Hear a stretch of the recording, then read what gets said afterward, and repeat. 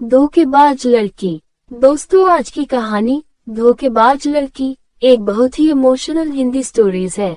ये कहानी आपको एक अच्छी सीख देने वाली है और ऐसी ही स्टोरी सुनने के लिए आप मेरे YouTube चैनल कहानियां को भी सब्सक्राइब कर ले। अजीत और राधिका दोनों एक दूसरे से वर्षों से प्यार तो करते थे, लेकिन इजहार नहीं कर पा रहे थे। एक दिन अजीत के घर में बर्थडे पार्टी थी, तो उसमें राधिका भी शामिल थी। राधिका को देखकर अजीत मदहोश होता जा रहा था। वो सोच ही रहा था, आखिर राधिका को अपने प्यार के बारे में कैसे बताऊं। उतने में राधिका ने उसे उसके घर छोड़ने के लिए कही, तो अजीत बहुत ही प्रफुल्लित मन से तैयार हो गया और रास्ते में अपने दिल की बात बताया। तो राधिका बोली, नहीं अजीत, मैं आपको भाई मानती हूँ, उम्र में भी छोटी हूँ। तो अजीत गाड़ी रोककर राधिका का पैर पकड़ लिया। अजीत ने कहा, बस मुझे आपके कदमों में रहना है। आखिर में राधिका मान गई और कॉल और व्हाट्सएप पर बात न करने का सलाह दिया। अजीत भी उसकी हर बात को बिना किसी हिचक के एक्सेप्ट किया। इतने में उसका घर आ गया। अजीत ने उसे उसके घर पर छोड़ दिया। अब उसकी लव स्टोरी की कहानी तो शुरू हो गई, लेकिन अजीत के मन में कहीं न कहीं से कॉल पर बात न करने का गम था। उसे फील हुआ, राधिका पहले से ही किसी से अटैच है। मैं उसकी खुशी में बाधा बन रहा हूँ। वो खुश है तो मेरा प्यार खुश है। इतना सब कुछ मंथन करने के बाद अजीत ने लड़की से माफी मांगने का फैसला लिया। लगभग 2 दिन बाद अजीत ने किसी तरह से लड़की से जाकर माफी मांगी। अजीत ने बोला, राधिका मुझे माफ कर देना, मैं आपसे प्यार नहीं करता। इतना कहती ही राधिका पूरी तरह से शॉक्ड रह गई। आखिर प्यार के लिए जो बंदा पैरों पर गिर सकता है, वो अचानक माफी क्यों मांग रहा है। 10 दिन नहीं बीते थे, राधिका पूरी तरह से बेचैन होने लगी। अजीत से मिलना चाहती थी, अपनी गलती का माफी मांगना चाहती थी। जैसे तैसे राधिका ने अजीत से कांटेक्ट किया और अपने प्यार का इजहार किया। साथ जीने मरने की कसम तक खाए।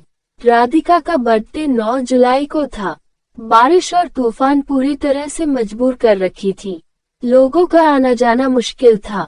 इसके बावजूद अजीत ने बर्थडे सेलिब्रेशन के लिए मार्केट जाकर उसके लिए गिफ्ट लिया। उसी रात में मिलने की प्लानिंग भी था।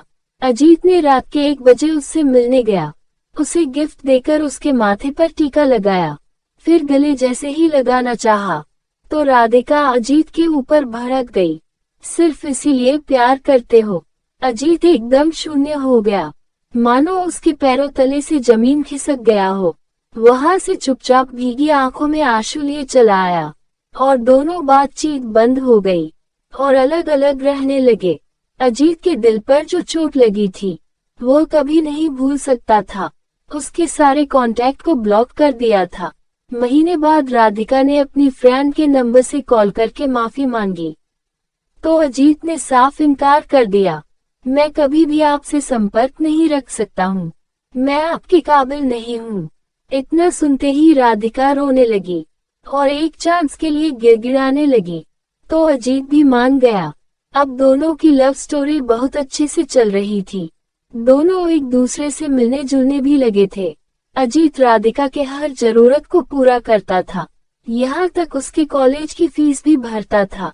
एक दिन राधिका और अजीत लॉन्ग ड्राइव पर थे, तो राधिका के नंबर काफी कॉल और मैसेज आते रहते, लेकिन अजीत के सामने कोई भी कॉल और मैसेज पिकअप नहीं किया। अजीत को रास्ते में शक होने लगा, आखिर बात क्या है। जब ने मोबाइल को चेक करने के लिए मांगा, तो राधिका ने स्विच ऑफ होने का बहाना किया।